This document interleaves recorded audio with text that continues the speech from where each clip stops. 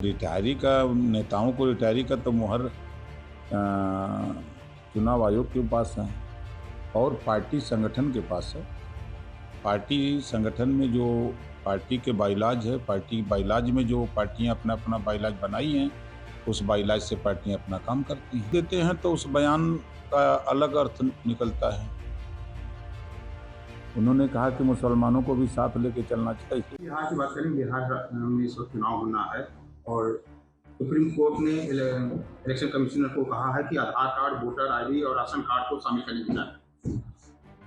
ये कोर्ट का फैसला है, कोर्ट के फैसले का स्वागत है और वो काम चुनाव आयोग का है। चुनाव आयोग कोर्ट के फैसले के हिसाब से कार्रवाई करेगा। बिहार के एसआई सुप्रीम कोर्ट के आदेश पर एनडीए में विपक्ष में जुबानी जंग हो गई है। सुप्रीम कोर्ट के फैसले पर एनडीए ने विपक्षी को हार बताया।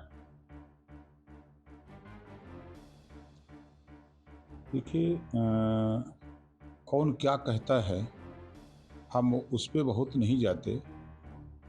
अदालत अपना काम कर रही है, सरकार अपना काम कर रही है, विपक्ष अपना काम कर रहा है। विपक्ष का जो रोल होता है, सरकार के कामों में कहाँ दिक्कत हो रही है, कैसे और बेहतर हो, ये सुझाव देने का है और सरकार को बराबर उनके कामों पर निगरानी रखने का। लेकिन विपक्ष हमेशा विरोध की राजनीति पर उतर आया है और विरोध की ही बात करता रहता है। तो चुनाव आयोग ने वोटर आईडी और राशन कार्ड को वैध मानने के लिए कहा है।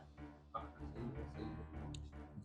देखिए, देश में सुप्रीम न्यायालय है, तो अदालत के फैसले पर कोई उंगली नहीं उठा सकता। अदालत का जो फैसला है वही सर्वमान्य है। जो फैसला दिया है वो सत्ता पक्ष और विपक्ष सबको स्वीकार है। आरजेडी सांसद और याचिकाकर्ता मनोज झा जो आपस में आधार, पीएनबी और राशन कार्ड के दस्तावेज बड़ी जीत मान रहे हैं और याचिकाकर्ताओं पे हाईकोर्ट का आदेश है। देखिए, वो लोग चाहते हैं कि जो मरे हुए लोग हैं उनका वोट फर्जी हम लोग डालें। तो हाई कोर्ट ने ये नहीं कहा है कि जो मृतक हैं उनका वोटर लिस्ट में नाम रखिए। चुनाव आयोग तो यही न कहा है कि जो मृतक हैं उनका हम नाम वोटर से हटाना चाहते हैं, जो नए मतदाता हैं हम उनका नाम जोड़ना चाहते हैं, जो बिहार से बाहर के लोगों का नाम मतदाता सूची में दर्ज है उसको हम निकालना चाहते हैं। चुनाव आयोग की यही मंशा है, साफ सुथरी मंशा है। ये मोहन भागवत ने एक बयान भी दिया हुआ है कि 75 की उम्र में नेताओं लोगों को रिटायर हो रहा है। अब रिटायरी का नेताओं को रिटायरी का तो मुहर चुनाव आयोग के पास है और पार्टी संगठन के पास है। पार्टी संगठन में जो पार्टी के बाइलाज है, पार्टी बाइलाज में जो पार्टियां अपना अपना बाइलाज बनाई हैं, उस बाइलाज से पार्टियां अपना काम करती हैं। क्या उनका इशारा पीएम की तरफ तो नहीं है?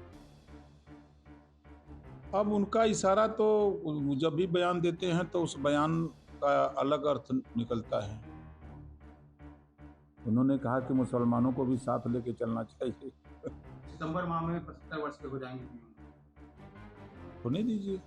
तो भागवत कह मतलब मोहन भागवत कह रहे हैं, आरएसएस के प्रमुख कह रहे हैं कि रिटायर लेना चाहिए। क्या बीजेपी या मानेगी उनकी बात को? अब वो उनका अपना आपसी मामला है, उसमें हम लोग क्या कर सकते हैं। ये बताइए, जो पीएम मोदी ने विदेश यात्राओं पर टिप्पणी हुई है, इसमें एमपी ने पंजाब सीएम को फटकार भी लगाई है। उन्होंने कहा था कि कहाँ गए हैं, मलेशिया गए हैं जैसे देश में गए हैं। क्या पीएम मोदी कहीं भी जा रहे हैं इस तरह से उनके ऊपर आरोप लगाया? देखिए, वो देश के प्रधानमंत्री हैं। देश के तमाम चीज़ों को लेकर के दुनिया के किसी देश में जा सकते हैं, उस पर कोई अंकुश कोई नहीं लगा सकता है।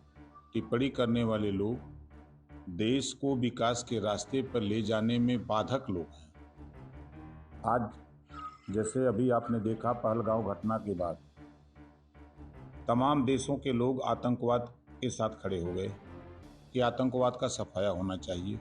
अगर प्रधानमंत्री जी दुनिया के तमाम देशों में नहीं जाते, आपस में तालमेल नहीं होता, तो दुनिया के तमाम देश कैसे समर्थन करते? कश्मीर के उमर अब्दुल्ला ने, बीजेपी नेता ने कहा कि कोई भी बंगाली कश्मीर ना जाए, मुस्लिम बहुल इलाके में ना जाए, जम्मू हिमाचल उत्तराखंड में जाए। इसके बारे में आपका कहना है? ये अनर्गल बयानबाजी है।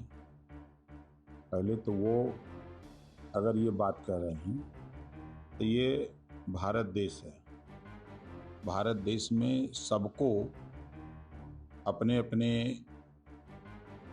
अधिकार के हिसाब से संविधान के दायरे में किसी भी प्रदेश में कहीं भी जाने आने का कोई रोक नहीं है। अगर वो रोक की बात करते हैं तो 370 क्यों हटी? इसी नाते हटी है ना।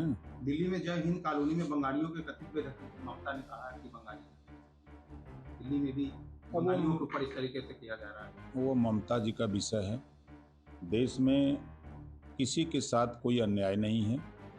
देश में 140 करोड़ लोगों के हित के लिए, देश में 140 करोड़ लोगों के विकास के लिए प्रधानमंत्री जी काम कर रहे हैं। अब लोगों की सोच अलग अलग है। महाराष्ट्र के भाषा विद्रोह के बाद इस तरीके की हलचलें आ रही हैं, क्या कहेंगे? देखिए, उस पर मैंने कहा था कि देश के प्रधानमंत्री जी और देश के गृह मंत्री जी से मैं जल्द ही मिल करके इस पे बात करूंगा और ऐसे करने वाले लोगों को संविधान पढ़ना चाहिए। देश की राष्ट्रभाषा हिंदी है और पूरे देश में हिंदी बोली जाती है। आप ठीक अपने हैं, आप तो ये सब जो छपटिया रहे हैं सब ना, ये वोट के लिए छपटिया रहे हैं। इन लोगों का भाषा से मतलब नहीं है। सत्ता हाथ से खिसक गई है, इससे लोग परेशान हैं और कोई मकसद नहीं है उन लोगों का। बंगाल में भी इस तरह के राजनीति चालू हो वो रही वोट है। के लिए खाली चुनाव आ रहा है ना। ये चुनाव आता है तब कुछ ना कुछ खुराफात लोग करते हैं।